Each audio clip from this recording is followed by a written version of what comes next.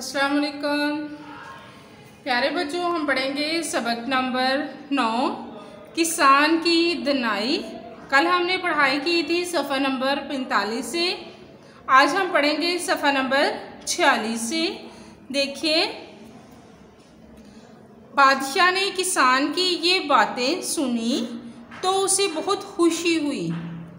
उसने किसान को इनाम दिया और कहा, जब तक तुम मेरा मुंह 100 बार ना देख लो, इस बात का जिक्र किसी से ना करना। यानी कि इस बात के बारे में किसी से ना बताना, किसी को ना बताना, किसी से ना बोलना। किसान ने वादा कर लिया, वादा अहद। बादशाह अपने घोड़े पर सवार होकर वापस अपने महल में चला गया। अगले रोज़ बादशाह का दरबार लगा। अगले दिन तमाम वज़ीर, मशीर और दरबारी मौजूद थे। वज़ीर और मशीर ये जो रियासत के मामलात होते हैं, इनमें मशवरे देने वाले, इनके अमूर सरअंजाम देने वाले लोग होते हैं। और दरबारी जो अवाम होती हैं, लोग होते हैं, वो हैं। बादशाह ने किसान की बात दरबार में मौजूद तमाम अफराद को बताकर इसका मतलब पूछा। अफराद फ़र्द की जमा है।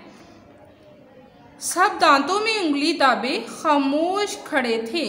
उंगली दाबे यानी कि हैरान थे, सोच में पड़ गए थे, उंगलियां मुंह में लिए। बादशाह का वज़ीर नहायत दाना, ज़ीरक और होशियार था। ये क्या है? दाना और ज़ीरक दोनों मुतरादिफ अल्फाज हैं। दाना अक्लमंद है और ज़ीरक भी अक्लमंद है। होशियार चालाक था। ये क्या है? ज़ीरक और दाना, ये अल्फाज मुतरादिफ हैं। उसने बादशाह से जवाब देने के लिए 1 रोज़ की मोहलत ली। मोहलत वक्त या मुद्दत ली, थोड़ा टाइम लिया। वज़ीर ने उसी वक्त घोड़े पर ज़ैन कसी और किसान के पास पहुंचकर दम लिया। ज़ैन कसी, लगाम कसी, दम लिया, सांस लिया।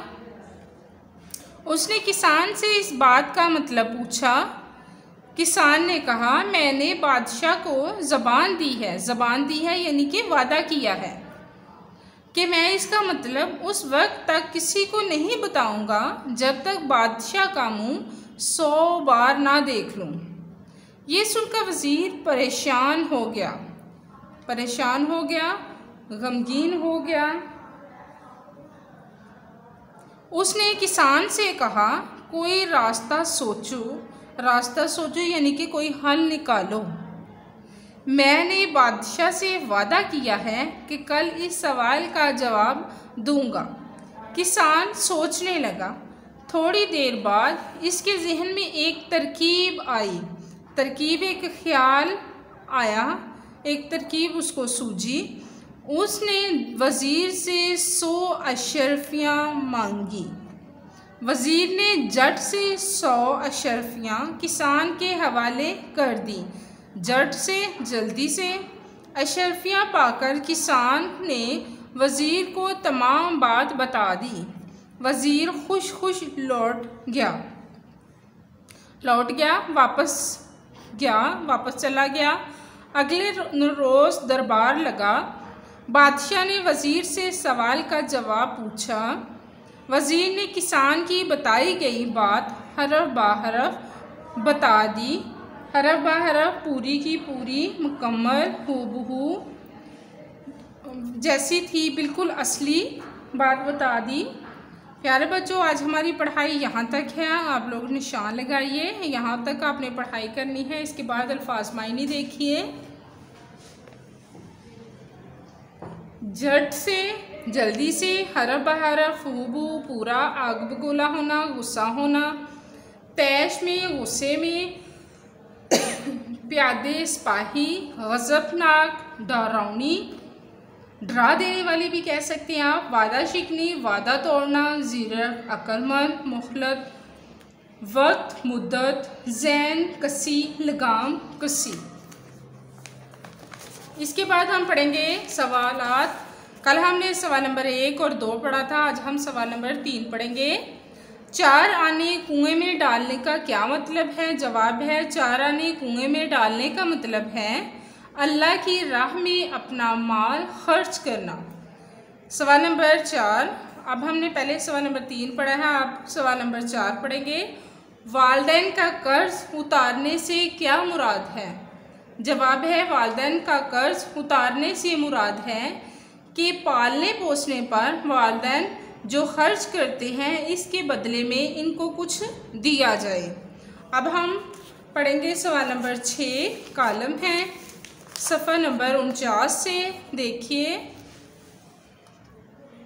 दी गई मिसाल के मुताबिक दुरुस्त मुतरादिफ कॉलम जी में लिखिए।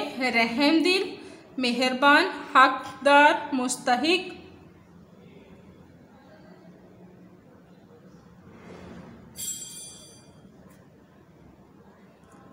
गरीब, मुफलस, कर्ज उदार,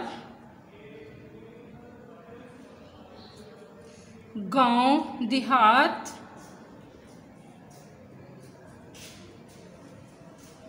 बूढ़ा, ज़ईफ,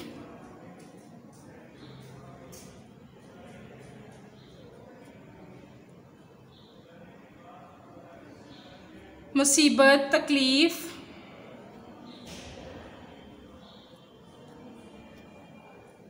दाना, अक्लमंद।